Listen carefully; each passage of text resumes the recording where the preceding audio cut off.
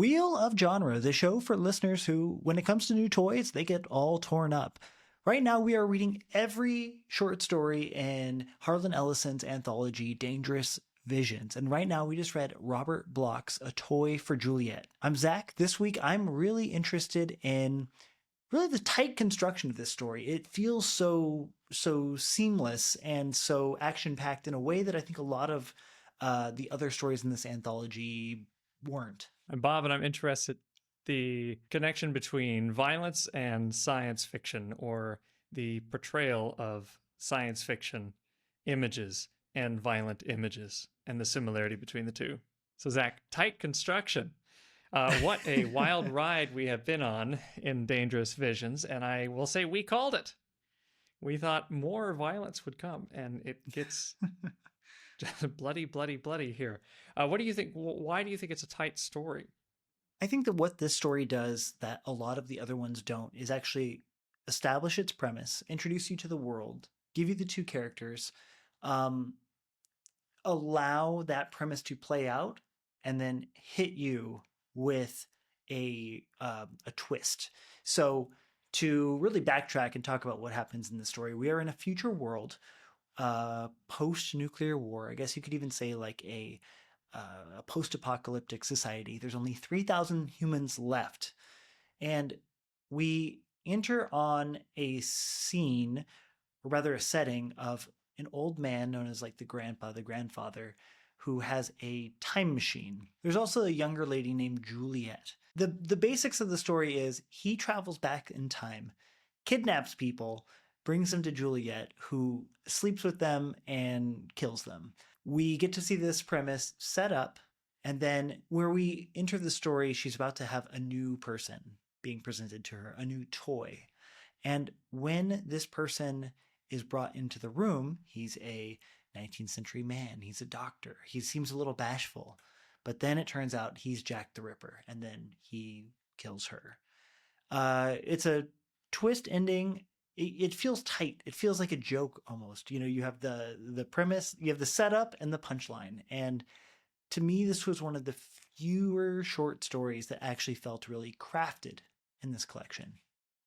In terms of narrative, that is. It feels very much like flash fiction of today. Yeah. Where you do have things that are set up and they end like a joke. I think the point of flash fiction now is it has to give you a twist that turns the whole story into a joke. It makes Robert Bloch's story here feel a lot different because it is more modern, I feel like, than the other stories that we've gotten. Although the other ones are violent and dangerous, this one feels like it could have been written just a few weeks ago. But I don't know, the twist, I kind of see it coming. They tell us about it in the introduction anyway. Was it a satisfying twist to you? I guess that's really the $1 million question when it comes to any text where there is a twist. If you know the twist beforehand, is it still an enjoyable story to read? This anthology ensures that you know the twist beforehand. So, you know, there's no way around that for us, the reader. And it's really just a question of, was it satisfying after that? I think that for myself, it was satisfying in the extent that just having something that felt tightly constructed was such a nice contrast to some of the works that had come before it. Which is not to denigrate everything that came before it, but I think that a good narrative can be satisfying. You know, it can tickle the brain. But then after that, it's just a question of like style, tone, temperament. What is this story doing? How does it fit? How does it work as science fiction? I mean, it's one thing for it to work as a narrative.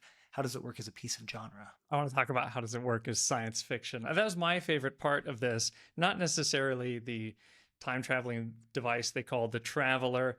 That's fun, but it's been done in many cartoons. You travel back in the past, you bring someone here. The twist here is they're murdered, tortured and murdered. But I think their new society is quite interesting. 3,000 people going down from, as he says, 3 billion inhabitants, now down to 3,000, less than 3,000. And the grandfather is very pessimistic. He says, "My dream is the destruction of everything." an end to all this sterile decadence. I think that's quite interesting. They live in this perfectly clean, futuristic. He calls it utopia in the introduction, but it feels, like you said, very post apocalyptic. It's depressing, this place, and he obviously wants to end it. What do you think of this portrayal of the future, this strange utopia?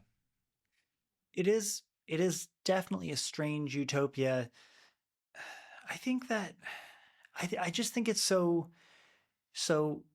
interesting how, I guess you could say, like, decadent they've become. I mean, they have nothing left to live for, essentially.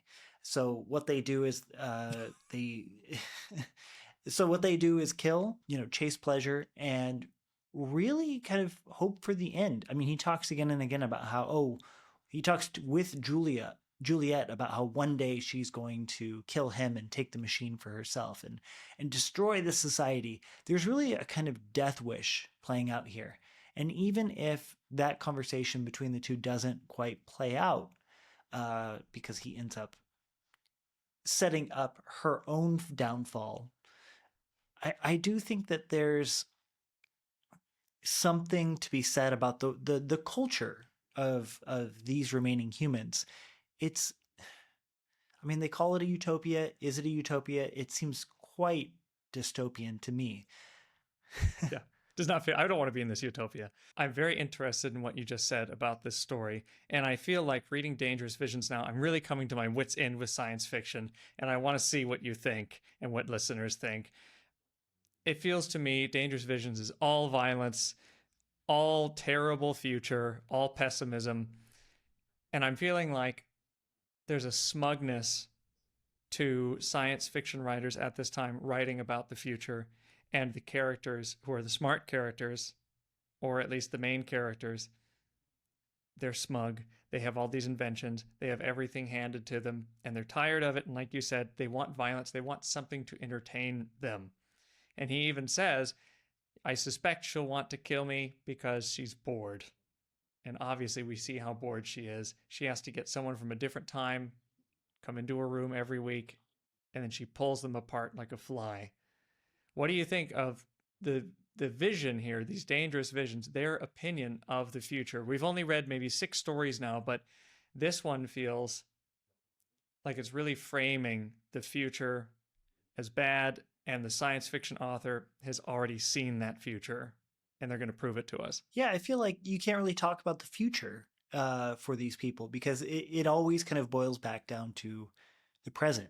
They want to, anytime they're writing about the future, I can't help but feel like they're giving us a perspective on now, on today. And there's something to be said, I think, for the relationship between this grandfather figure who's not actually related to Juliette, and Juliette, whose name isn't actually Juliette.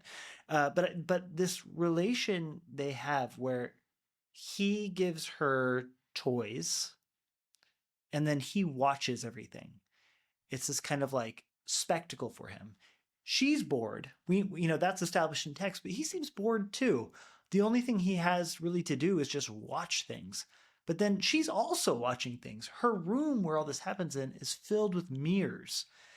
Every single wall is a mirror. And it's not really drawn out here, but all she seems to be able to do is just look back upon herself and the things that she's doing. Like, if there's anything that I would point to in this future dystopian society that is now, is today, I feel like this is the one element that I feel like is the most potent of criticisms of today. Like spectacle.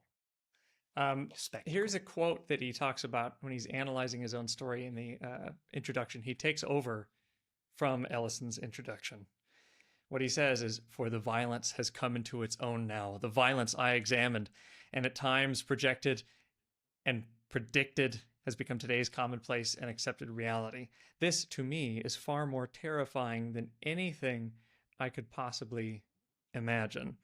So the science fiction writer putting all of these mirrors, having a viewer of a viewer, it feels like it is a bit of a criticism of us. We're participating in this story that he's stringing along for us, and it's extremely violent. But we are as the consumers of it, making it happen. Do you feel like there is that emphasis on the mirrors for a reason, that emphasis on spectatorship for a reason? I personally read a lot of symbolism into it, but I can't help but feel like he didn't explicate it enough in this text.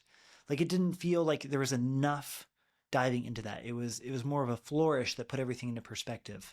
I don't know. What do you think? It could be, especially when Harlan Ellison is writing in his introduction. He's saying that it's all about fanship. He was a fan. He met Robert Bloch. Then they started talking to each other. He's carrying on Robert Bloch's story, but Robert Bloch is also carrying on his own story. So it's a intentional echo chamber, and it comes from an idea of fan and readership. And they just keep talking about the violence of their day. That's what we saw too in the Malley system. Was no, I'm not the sicko for writing these 6 scenes.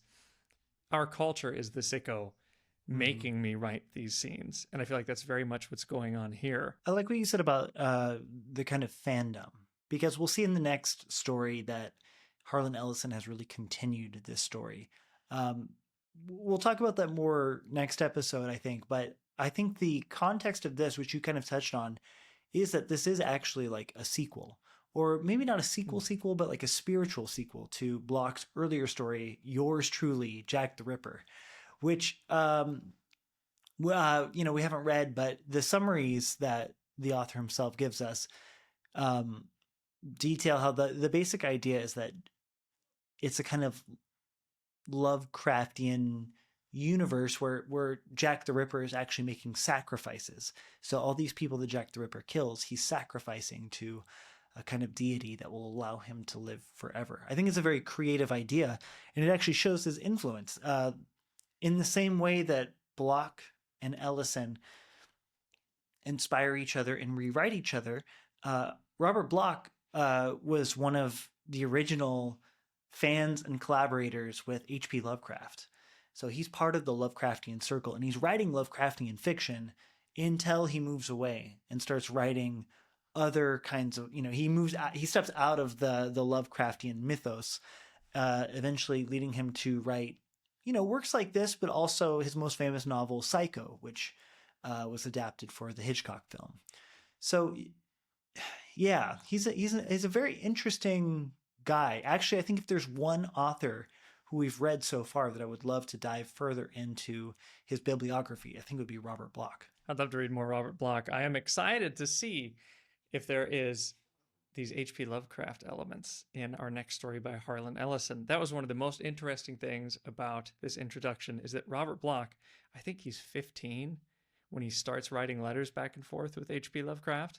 Mm-hmm. What a hard-hitting mentor to have when you're 15 and you haven't published anything yet. But Robert Bloch goes on 2 years later to publish with Weird Tales and become extremely prolific. I think that is also one of the common threads, maybe with all sci-fi authors, but especially with the Dangerous Visions people. These people are writing 30, 40, 50, 60 novels. It's incredible. And their ideas are all cross-pollinating, and that is a big point of Ellison's introduction too, is Robert Bloch might have stolen this idea. Harlan Ellison might have stolen this idea, but none of it is plagiarism because it's all where authors get their ideas. It's this big pool. And I think Dangerous Visions is trying to jump away from that or celebrate that, but there's a big emphasis on we're all sharing these. It's like a collective conscious, I guess, of science fiction writers. And I think that's the point of Dangerous Visions, is they're trying to make their conscious go to something more violent and then lift off like a spaceship to go somewhere else. Yeah. Well, I think that there's a kind of overt purpose of Dangerous Visions, which is on one hand, it's like, a new vision for science fiction. On the other hand, it's like, these are all the things that couldn't get published elsewhere because they're too offensive or too edgy or too violent or too sexual, whatever. But that's like the overt story they're telling each other about what they're doing with this anthology. I think the real story is what you've highlighted on. The real story of Dangerous Visions is how these writers cross pollinate with each other and influence each other. Hmm. Um, and, I mean, I find little elements scattered throughout here, like of people taking small elements. I think it was in one of the last two or three stories we read. They had slide walks in their world. Slide walks being the kind of um, the moving sidewalks that you see in airports. That Harlan Ellison, as best as I can tell, did invent that idea. But you see it in Wow. all of these authors. Um, Anyways, I think the real story is what you've highlighted. What you've hit upon is the community that's cross pollinating with each other to create these new ideas at a rapid fire pace. Zach, when we move on to this next story by Harlan Ellison, I'm really curious about what is science fiction doing for us, and I want to see if it's doing something for us in the Ellison story. Absolutely. I can't wait to see how this act of creative rewriting that we're about to read, how it functions, how it works. On to the next story. Talk to you later, Bob. Talk to you later, Zach.